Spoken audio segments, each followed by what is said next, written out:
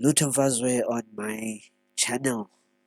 Chess with Lutho Mfazwe, my take, my thoughts, my interpretation of the game of chess and everything in between. As promised this afternoon, I am taking a look at a game that I had played. Some of the games that I've played in this SummerSlam tournament 2024, which was played on the 3rd of December. A development tournament which is catered also at the Western Province formidable strong players, as it has a championship section, but mostly it's catered at the players who are still in the development stages of chess, as well as who might not be able to access chess because of the lack of funding. So a very great initiative from the Ryder Chess Club, and a shout out also to the organizer of the tournament, Mr. Hakim, for the tenacious efforts that he has actually done. Because this year the tournament was actually played, I believe, 3 times. We had the SummerSlam, we had the autumn, we had the winter and the spring, I believe. Or we didn't have the autumn one. We might have had the spring, the summer, and the winter slam. So it's different to the times before when there were only two of those played per year. It was the Summer Slam and the Winter Slam. The Winter Slam, Summer Slam. Winter coming first and then summer at the end of the year. So now I think this is actually showcasing that there is some growth that is happening, and it's great to see. It's great to see, and it's also exciting. Sorry, it's also exciting as well to see where this is going to end. If you are hearing some music, I apologize. I mean, people are having a ball of a time. You'd swear that it's actually the 16th of December, but yeah. Well, it's a Saturday, and it feels it's the vibe says that a person must actually relax, unwind, and yeah, take a chill, and I think that's what people in the community are doing. Yeah, which is way better, of course, than the drugs, violence, and crime. That's usually the case with such communities as ours. Anyway, without further ado, allow me to show you some of the details of the tournament. My only issue is that my Wi-Fi is actually acting out. You can see that these are the statistics that I have in front of me of Mr. Mark Lewis when I was trying to do the broadcast the first time, but my computer actually rebelled. I want to show you the final ranking of the 6 rounds, although in another video I have shown you before, but I'd like to show them again. Unfortunately, the Wi-Fi is not a oh, there we are. So final rankings after 6 rounds. Matvey Rogov takes the crown, Tiziano Miasta takes second place, and myself taking the third position. So that's what happened in the tournament. Right, let's jump into the game without wasting any time before this network again kicks me out like before. So here we go. The first, the opening is the Rossolimo, Bishop b5, played earlier. Previously, I'd shown you a game between myself and Abdul where he played f4 and then knight f3 and then bishop b5, which is the Sicilian Grand Prix. So bishop b5, g6, and again this captures on c6, but this time I decide to capture with the d pawn instead of the b pawn. f4, bishop g7, knight f3, knight f6, castle e5, knight onto d5, hitting the pawn on f4, so pawn onto d3 is played. And now it's time to think about how to continue the position, and positions like these, especially when there's these double pawns here, you try to utilize the open file, but at the same time an idea which is in the Grand Prix is that you try to target this pawn on d3 with the move b6, and basically the idea is to put the bishop on a7 and try to push for the pawn to go onto c4, which gives white some difficult, tasks.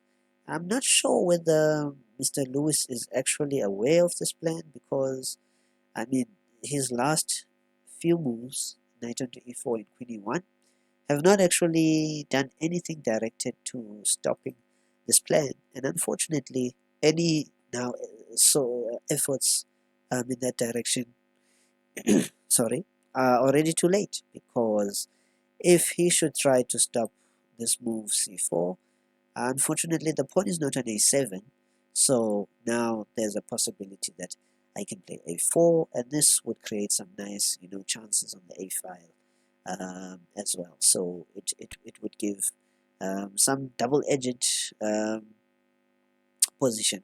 But such ideas are ideas I've played before as well. I think I was playing Wayland Brander, where I managed to get this bishop a6 and c4 d4, but then yeah, he managed to blockade well, and afterwards I had to work very hard, but eventually won the exchange and won the game afterwards. So yeah, um, not a foreign position at all. So pawn onto c4 achieved, and after pawn onto d4, as if just allowing this to happen, I play pawn onto c3, and he has a chance to actually move the rook away if he wants to, and allow this takes and bishop takes, which is not so bad, but he decided actually here that he will take the side. And the reason why is simple. He wants to have a pawn mess in the center, and he wants to use this pawn mess as to steamroll the pieces that might be in the center, and also to create a passed pawn.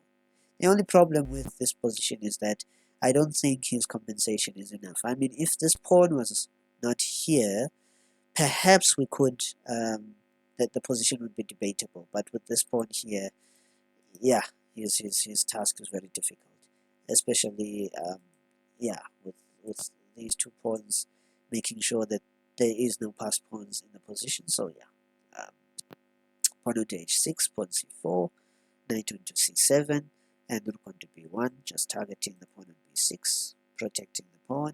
And now here I decide to go for b5, and the idea is simple. While I'm creating a square for him to actually get to c5, I am trying to ensure that I create for myself the square on d5 for the knight, which would be a very strong square. Of course, not yet an outpost, as that pawn can actually take away the knight from d5. But for the time being, that would be a very strong square. The only thing that happened is that I made a blunder, because I'm allowing him to get his exchange back, but I think the resultant position would be a very good position for me, considering the knight being on b5 and the queen soon landing on a5 and perhaps on a4 as well.